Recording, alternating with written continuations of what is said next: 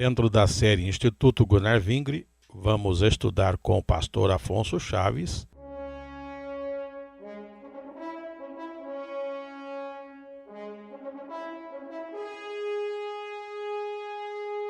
Introdução aos Evangelhos.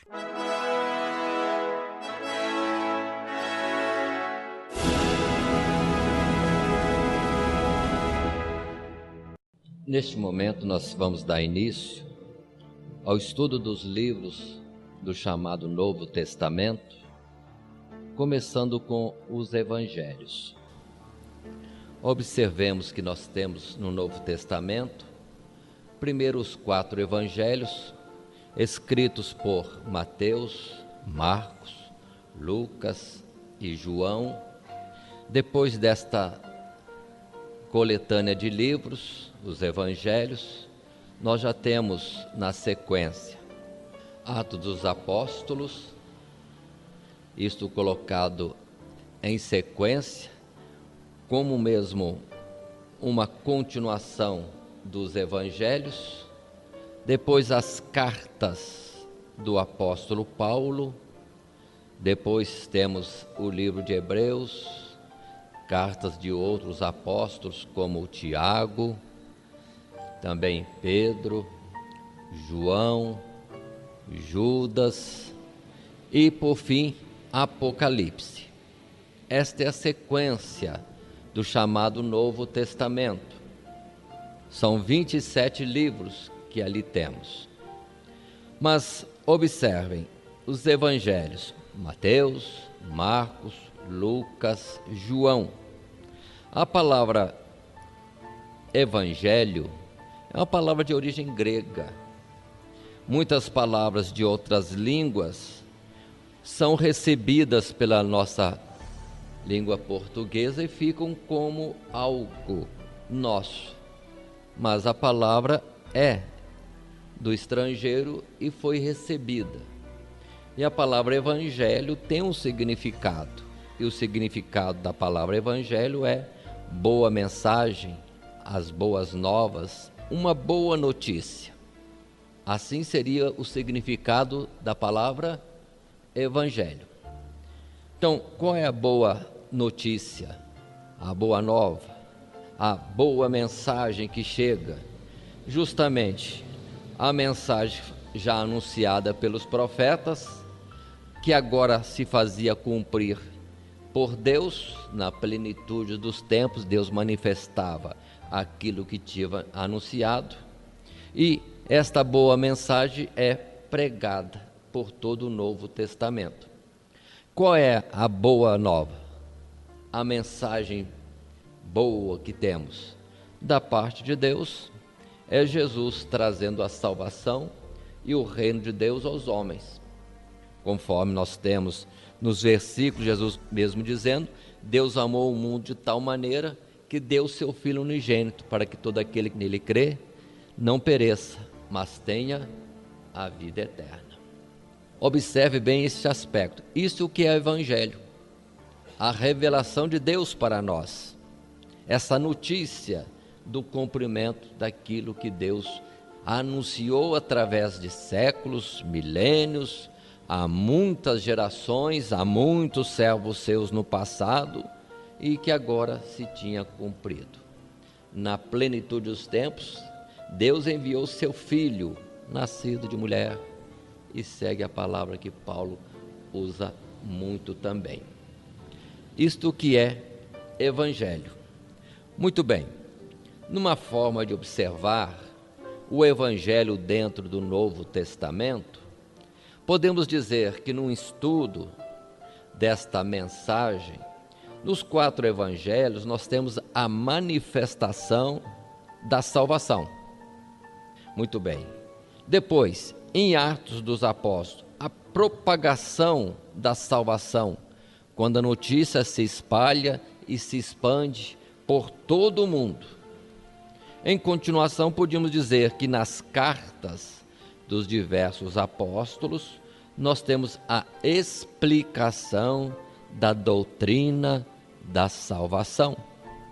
Tudo aquilo que é concernente à salvação em termos de entendimento, o que é certo, o que é errado, o que Deus espera de nós e que devemos estar cumprindo dia após dia.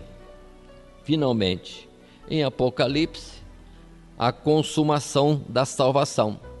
Em revista, o Senhor passa toda a sua obra. Apocalipse não é só aquilo que viria, mas Apocalipse é o que o Senhor tinha falado antes, o que estava acontecendo e o que iria acontecer, completando, concluindo toda a obra de Deus, quando termina com o povo salvo, os fiéis da terra, entrando nos lugares celestiais. Aí está o panorama, mas observemos, para o estudo do Evangelho, ou dos Evangelhos, é a manifestação da salvação prometida de Deus. O desejado das nações chegava, o libertador de Israel estava presente, o Emanuel, o Deus conosco, anunciado por Isaías, e assim muitas outras expressões nós poderíamos estar utilizando. Muito bem, os evangelhos são 4. Qual é a oportunidade que nós temos no aspecto de termos 4 evangelhos? Há alguma contradição? Não. São 4 narradores daquilo que se passou com a presença de Jesus entre nós, quando o Verbo de Deus se fez carne e habitou entre nós. Mas como são 4 homens testificando, cada um deles sendo diferente um do outro, a sua narrativa naturalmente é diferente. Nós mesmos, individualmente, ao observarmos um fato que se passa diante de nossos olhos, cada um de nós iríamos descrever aquilo de uma forma diferente, com palavras diferentes, conforme o que percebemos, aquilo que nos comoveu, aquilo que nos chama mais atenção, é aquilo que nós depois, tendo guardado melhor, podemos repassar. Mas, por serem 4, falando, vamos ver que falam de uma mesma verdade, porque os assuntos são todos eles coincidentes e as poucas diferenças de narrativa são próprios daquilo que é individual de cada um, citando, descrevendo um mesmo fato, uma mesma cena. Muito bem, com isso, são 4 testemunhos da verdade, apresentam a vida do Senhor Jesus de 4 pontos de vistas, perfazendo um retrato composto da personalidade de uma só pessoa, o Senhor Jesus. E a mensagem evangélica se dirige à humanidade em geral. Os homens são os mesmos, em todas as épocas. Assim, 4 palavras segundo aquilo que poderia ser do caráter de cada um, vai transcorrendo e as multidões dos povos, com seus costumes diferentes, sentimentos diferentes, teriam oportunidade em 4 testemunhos de captar aquilo que para eles seria, vamos dizer assim, o toque, a chama que os traria a Cristo Jesus. Muito bem, vamos observar entre estes evangelhos que eles vão expressar desde a existência eterna de Jesus, passando isso pela linhagem humana e o seu nascimento, a sua vida, a sua paixão, a morte, os seus ensinos, a ressurreição e depois a ascensão aos céus. Tudo isso nós vamos ter nestes evangelistas. Algum pode não contar, não falar de um aspecto, mas outro fala. E os 4 completam toda a mensagem de Deus, aquilo que o mundo precisa saber a respeito de Cristo Jesus. São 4 pontos de vista, observadores diferentes. Pelo que? Notemos, Mateus e João são apóstolos, são testemunhas oculares daquilo que Jesus falou, daquilo que Jesus fez, porque acompanharam Jesus em toda a sua trajetória. Muito bem, Marcos, Lucas já são exposições diferentes, porque esses dois, Marcos e Lucas, não foram testemunhas oculares, não andaram com Jesus, mas naturalmente ouviram, sendo estes homens, Marcos, Lucas, pessoas daquela época, quando os apóstolos saíram pregando o evangelho por todo o mundo. Então, vão falar eles daquilo que ouviram dos apóstolos. Em particular, Lucas, que não viveu com Jesus, entretanto, vemos quando ele expressa sobre aquilo que deixou para nós registrado, que ele procurou apurar, ouvir, registrar de uma forma cuidadosa, para que pudesse alguém ter toda a expressão da verdade do que começou Jesus a fazer e fez até que foi recolhido de entre nós, indo aos céus. Observe bem estes pontos. É natural que tenhamos 3 narrativas diferentes. Em Marcos, por exemplo, é uma mensagem muito rápida, curtinha, rápida. Nós temos também um detalhe de que os 3 primeiros evangelistas ou evangelhos são chamados sinóticos, ou simplesmente aqueles que apresentam uma vista geral dos mesmos acontecimentos. E colocando agora uma observação ou destacando os pontos de diferença entre estes 3 primeiros com o Evangelho de João, podemos perceber algumas características. Os sinópticos, os resumidos, a visão geral, mais superficial, foram escritos antes do ano 70 a.C. O ano 70 muitas vezes é citado porque é a época da destruição de Jerusalém, do templo e da dispersão dos judeus. Enquanto que João é escrito cerca do ano 90, já não existia mais aquele povo israelita na Judéia, estavam dispersos por todo o mundo. Voltando aos 3 primeiros, salientam biografias, a história de Jesus, enquanto que João salienta o ensino, a doutrina. Voltemos aos primeiros, destacam a vida pública de Jesus, Jesus no meio do povo e da multidão, o que falava, o que ensinou, o que fez. Muito bem, enquanto observando o Evangelho de João, ele se detém mais a conversas particulares. Como é importante essas conversas particulares de Jesus com alguém.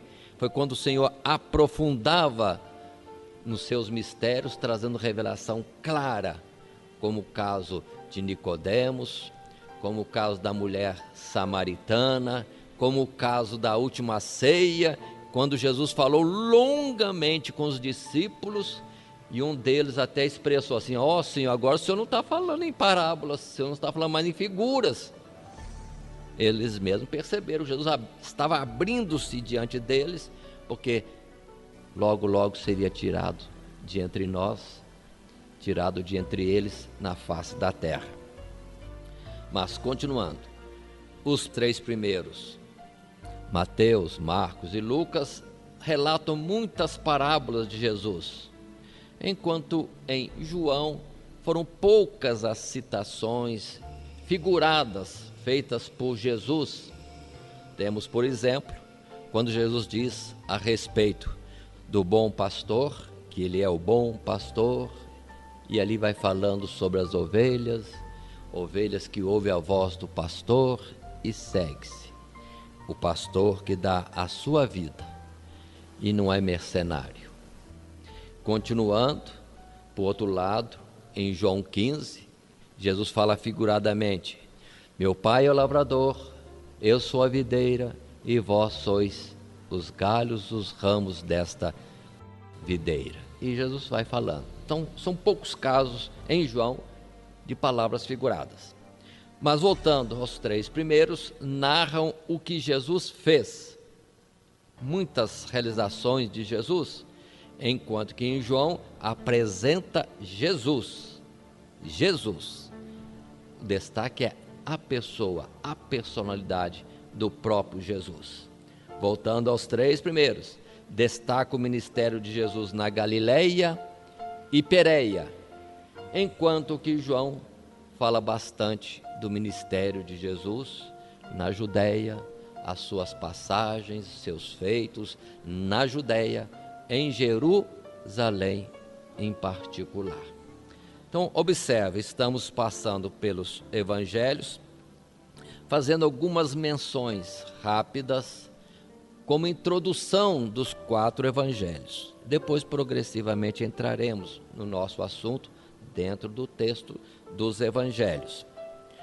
Queremos ainda observar, todos os 4 evangelistas foram unânimes em dar um destaque especial aos últimos dias, a última semana em especial, de Jesus na face da terra.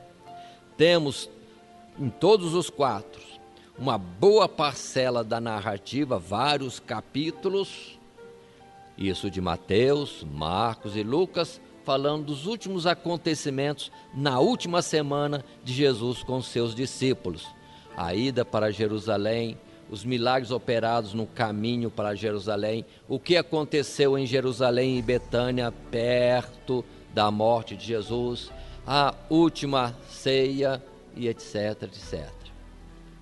Muitos capítulos, tanto que o destaque que temos, que já no livro de João, a porção que João fala da última semana, é desde o capítulo 12 até lá o capítulo 17, 18 do seu evangelho na sua narrativa. Observe, vários capítulos só da última noite, a última reunião de Jesus.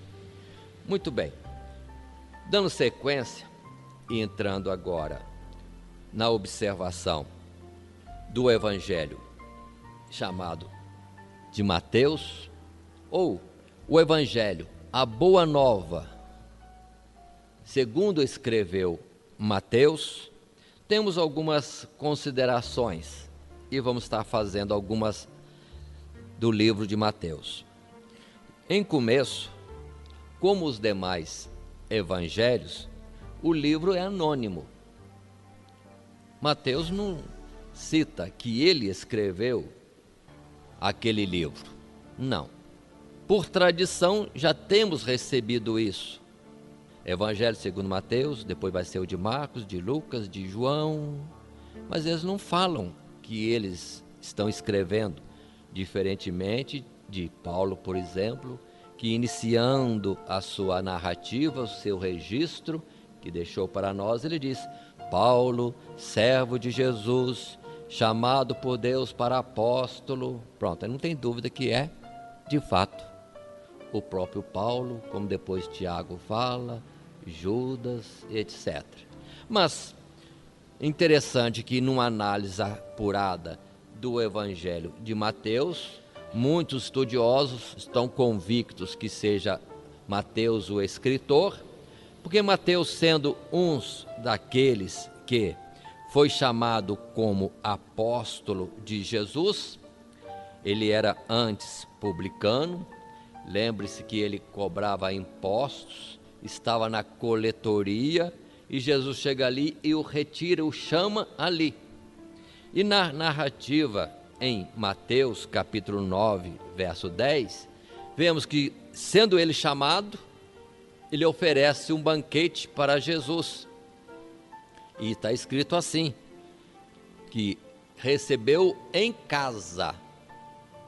Quando a gente vai observar já outros evangelistas contando a chamada de Mateus da coletoria, já falam que o banquete foi em sua casa. Então os três são unânimes dizer que o banquete dado naquele dia foi por Mateus para Jesus, foi na casa dele, em sua casa, na casa de Mateus. E Mateus não fala assim, fala em casa, como dizendo, em minha casa. Só esse detalhezinho já tem como suficiente. Mas atentem, tenho por costume de dizer que não dou importância a quem escreveu. Não quero entrar em discussões profundas, quem escreveu isto ou aquilo, e de qualquer livro da Bíblia. Porque o mais importante, nós temos Pedro falando que os homens santos de Deus foram inspirados pelo Espírito Santo. Ninguém escreveu de si mesmo. Se foi Mateus, se foi um outro qualquer, não tem tanta importância. A mensagem foi inspirada por Deus. Um registro histórico que para nós é de suma importância. Continuemos a observar mais alguns detalhes no livro de Mateus ou sobre Mateus. Isso de forma genérica, como introdução ao estudo depois dentro do texto. Mateus antes era publicano, o seu nome também é tido como Levi, encontra-se o seu nome, em vez de Mateus, como Levi, esse é o seu nome, e ele está citado em todas as relações que falam dos 12 apóstolos, tanto no próprio livro de Mateus, Marcos, Lucas, João e lá em Atos dos Apóstolos. Consta o nome de Levi, chamado Mateus, ou Mateus chamado Levi, sem margem de dúvida. Como também, já adianto, que João, que é o outro evangelista, que foi apóstolo, testemunha durante a vida de Jesus nas suas caminhadas, também o seu nome é encontrado em todas as listas dos apóstolos, de todas as listas nós encontramos nos evangelhos ou mesmo em Atos dos Apóstolos. O interessante do livro Evangelho segundo escreveu Mateus, que ele tem uma constância de sempre citar referências bíblicas do Antigo Testamento. Cita coisas, costumes, cidades ali da Judeia e de Israel, como quem escrevia para pessoas que conheciam os fatos e as leis e os costumes dos israelitas. Então, alguém percebe, ele escreveu naturalmente a outros israelitas, a outros hebreus ou alguém dentre eles, porque toda a sua linguagem é fazendo citações que naturalmente se evidencia, sem ter outra explicação, que é para quem entendia dos costumes dos israelitas. Muito bem, com isso também, observem, ao citar passagens diversas de conhecimento só dos israelitas e mostrando que em Jesus se cumpria aquilo que o profeta ou alguns profetas disseram, ele estava querendo provar que Jesus de fato era o Messias anunciado e que era esperado por Israel. Muito bem, continuando. O propósito, ou o que observamos no livro de Mateus, no Evangelho segundo ele escreveu, é apresentar em ordem a história do nascimento de Jesus, seu ministério, seus ensinos, paixão, morte, ressurreição. Tudo isto é agrupado em redor de 5 grandes discursos do Senhor, cuja divisão é caracterizada pela expressão "e aconteceu que", concluindo Jesus este discurso, pronto. São 5 vezes, em 5 trechos, que temos isto. Um primeiro discurso de Jesus começa no capítulo 5. Os capítulos 1 a 4 são um histórico preliminar daquilo que estava dando início ao ministério de Jesus. Tanto que vemos palavras anteriores, João Batista sendo citado, Jesus se apresentando, Jesus sendo batizado, Jesus depois indo em oração para o processo de preparação e antes que comece o ministério, ali está essa parte narrativa. Entra no capítulo 5, apresenta Jesus ensinando o chamado Sermão da Montanha, que envolve o capítulo 5, capítulo 6 e capítulo 7. E observem em particular, nesse ponto, que encerra este texto falando desta forma, que concluindo Jesus esse discurso, entra no capítulo 8, narrando mais alguns fatos, principalmente Jesus operando curas no meio do povo. E entra no segundo discurso. Mas antes de nós passarmos a este particular, observe que este primeiro discurso, chamado Sermão da Montanha, tem muitos ensinos. Nós veremos alguma coisa na sequência depois, no interior do texto. A segunda parte, o segundo discurso, é chamada a Comissão dos Apóstolos.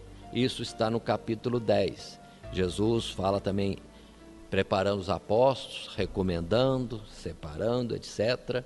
E termina a expressão terminando esse discurso, e vai seguir outros pontos em que Jesus opera algumas outras coisas, capítulo 11 e 12. Capítulo 13 inicia uma série de parábolas.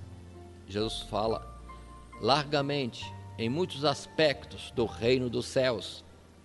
E depois encerra esse capítulo 13, entrando no capítulo 14, dizendo, terminando Jesus esses discursos. E vem outras narrativas de feitos do Senhor. Depois temos um terceiro discurso, começa no capítulo 18, é o discurso sobre a humildade e o perdão. Termina esse discurso outra vez, a mesma expressão, concluindo Jesus esse discurso, e vem depois narrativas de feitos do Senhor. Observe que tudo é intercalado entre esses 5 discursos. Finalmente, o último discurso começa no capítulo 24, envolve também o capítulo 25, é o discurso profético do fim do mundo, da vinda do Senhor, e termina entrando no capítulo 27, Jesus concluindo esses discursos, e vem as narrativas finais que levam a Jesus e a sua paixão, encerrando com a parte de Jesus sendo morto, depois ressuscitando e subindo aos céus. Aí está, de uma forma resumida, o Evangelho segundo escreveu Mateus. Na sequência, temos o Evangelho segundo escreveu Marcos. Observe que são 16 capítulos, é um texto mais curto. De fato, vemos que Marcos, ao escrever, tem uma forma mais direta, simples, resumida de apresentar os seus registros. Muito bem, Marcos é apóstolo? Não. Foi discípulo de Jesus? Não sabemos. Quem é este Marcos? O Marcos que aqui temos como escritor do segundo evangelho é tido como sendo filho daquela Maria em cuja casa os irmãos se reuniam para fazer oração. Cuidado, na Bíblia tem muitas Marias, muitas. Nós precisamos ter esse cuidado. A Maria, mãe de Marcos, é aquela em cuja casa havia reunião costumeira.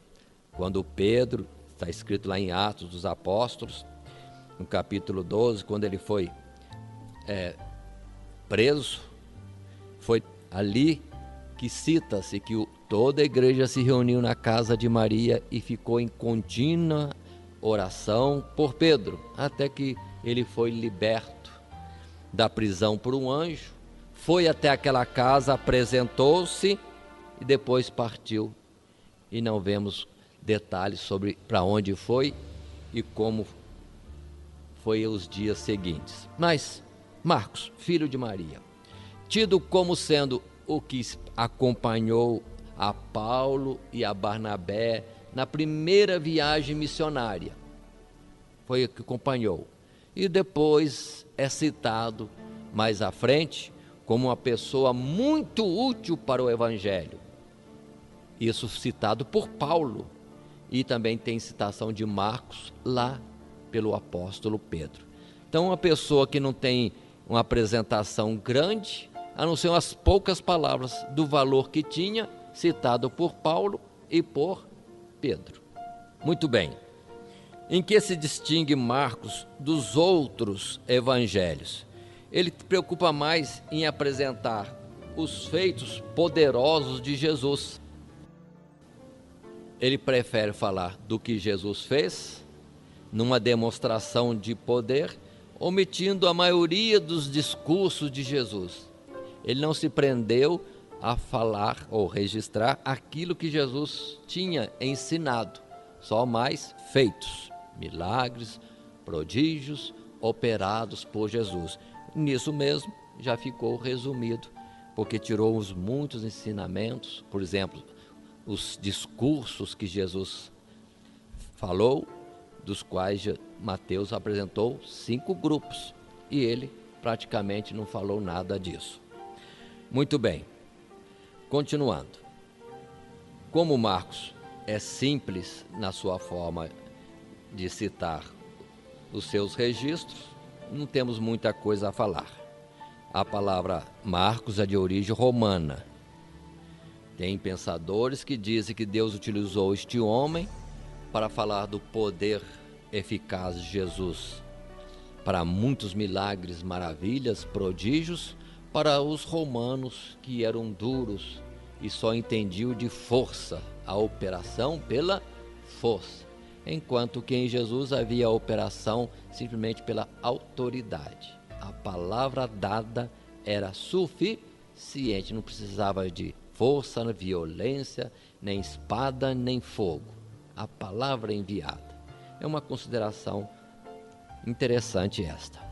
Continuando. O Evangelho segundo escreveu Lucas. Muito bem. O Evangelho segundo escrito por Lucas, o terceiro, também fazendo um panorama geral da vida de Jesus, é muito mais detalhado. Porque sabes que é Lucas que escreveu. É percebido que Lucas escreveu, o seu nome sendo citado em vários textos da Bíblia Sagrada, porque Paulo faz menção dele continuamente, sendo chamado médico amado, cooperador, observem isso, Paulo cita constantemente Lucas, e este Lucas, sendo médico, se assim o é, ele era estudado, tinha cultura, pelo que o registro no Evangelho que ele escreveu, tudo está bem organizado, com muitas citações de tempos, para entendermos épocas, também isso é importante. Mas vamos lá, Lucas, ele cita no princípio da sua narrativa que ele fez uma apuração detalhada do que aconteceu.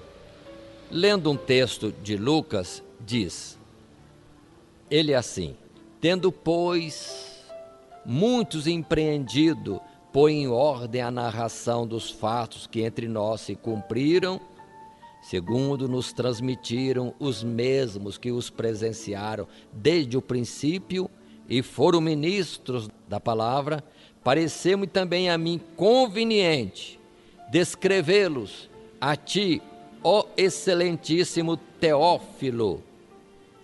Lucas testifica que ele escrevia não daquilo que ele ouviu Jesus fazer ou falar, mas do que ele ouviu de outros, em especial os que foram os mensageiros de Jesus e que levaram a mensagem. Então, ele vai escrever detalhadamente muitas coisas do que ouviu, ele apurou e colocou em ordem.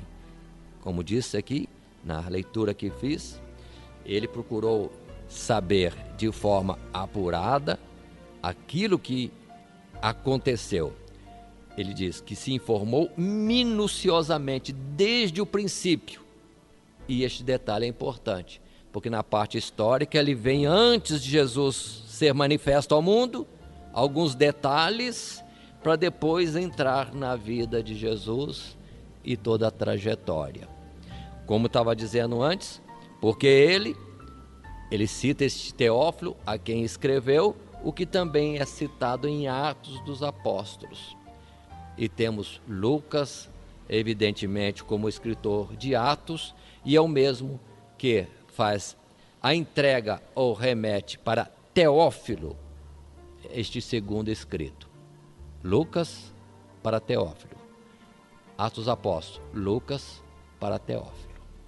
Então, e fica isso assim entendido. Continuando. Em Lucas, o estilo é de uma obra coordenada, clássica, apresenta a beleza, a perfeição gloriosa da vida de Jesus como Filho do homem, perfeito, e que tem poder para aperfeiçoar a todo aquele que a ele se chega. Interessante isso, muito bonito isso, porque de forma ordenada, bem clássica, ele vai expondo quem é Jesus, um filho do homem, um homem perfeito.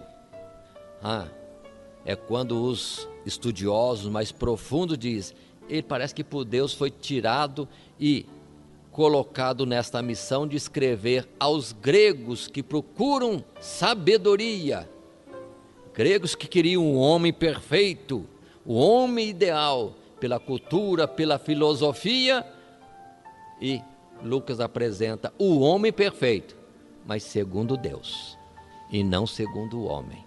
Isso é muito bonito. E o homem que não é só perfeito em si, mas com perfeição para fazer outros perfeitos.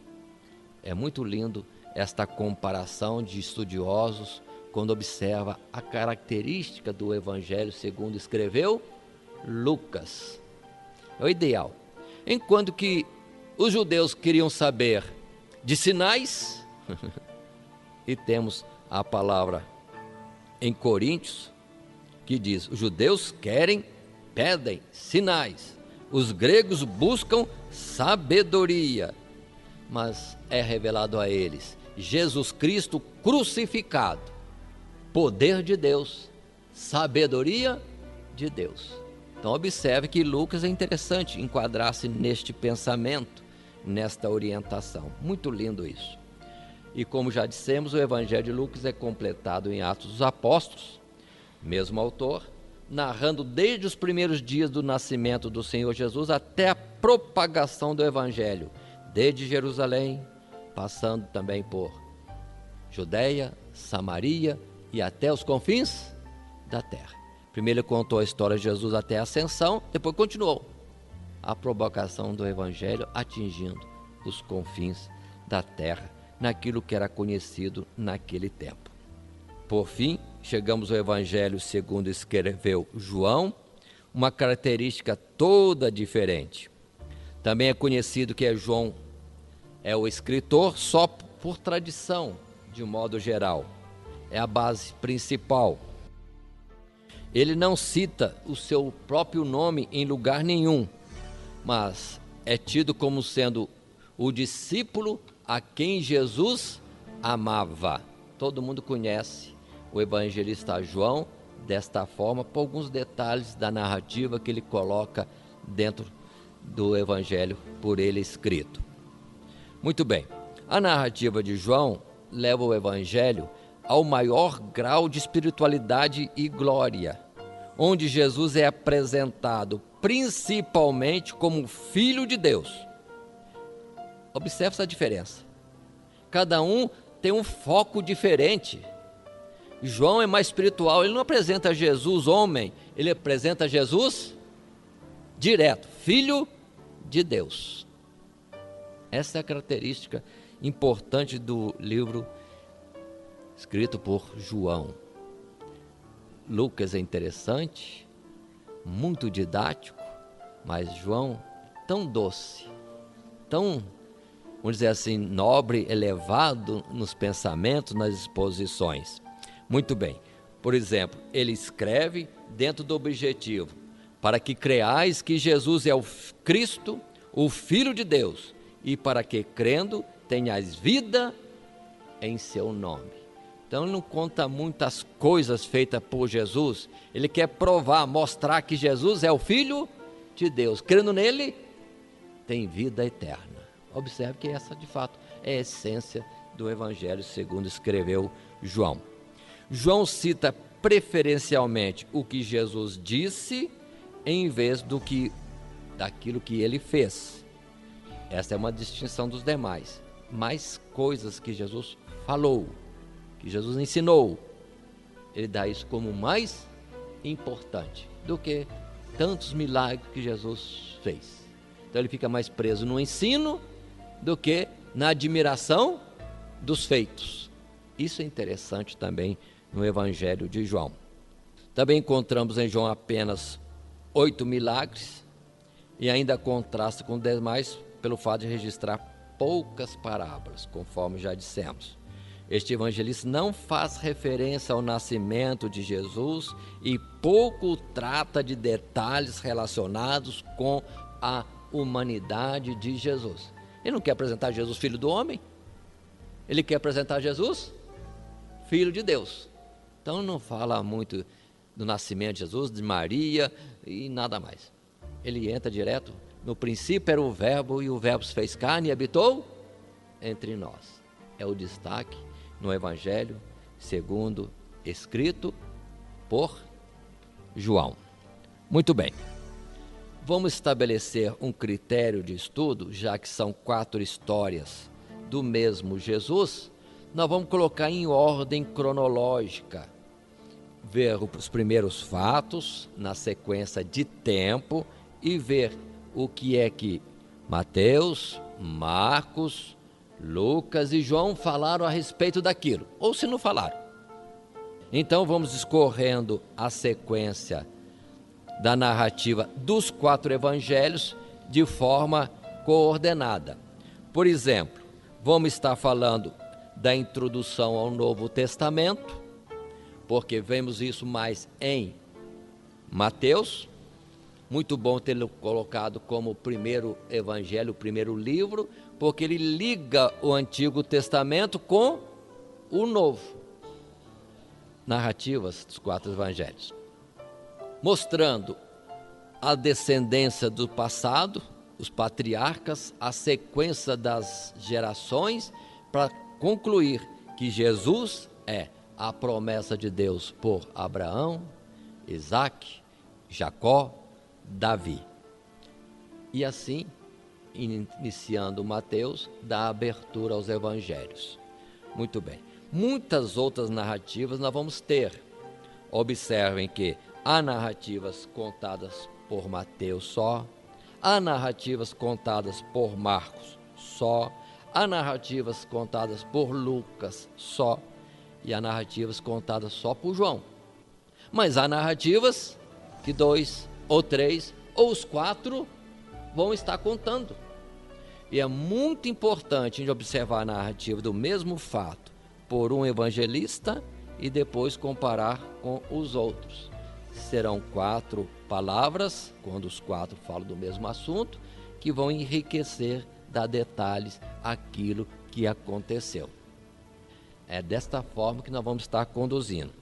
Por todos os 4 evangelhos, vamos ver a introdução ao Novo Testamento, procurando ver os assuntos na sequência, prefácio, a pré-existência de Jesus, antecedentes a Jesus se manifestar, o próprio nascimento de Jesus, a infância de Jesus, o testemunho do mensageiro que viria antes, João Batista, o próprio batismo de Jesus, a tentação, os primeiros discípulos, o milagre inicial, depois o ministério de Jesus na Judéia, a visita a Samaria, o ministério na Galileia, o ministério na Pérea, a última viagem de Jesus para Jerusalém, depois a unção do corpo de Jesus para a sepultura, a última semana, sua ressurreição e ascensão. Muitos fatos para nós estudarmos, Mas observem como que num quadro exposto, vamos ver o assunto e o que Mateus, Marcos, Lucas e João têm a dizer neste particular. E vamos agora interromper para na próxima oportunidade estarmos analisando e dando sequência ao nosso estudo de forma cronológica nos 4 evangelhos. Que Deus, portanto, nos abençoe em Cristo Jesus. Amém.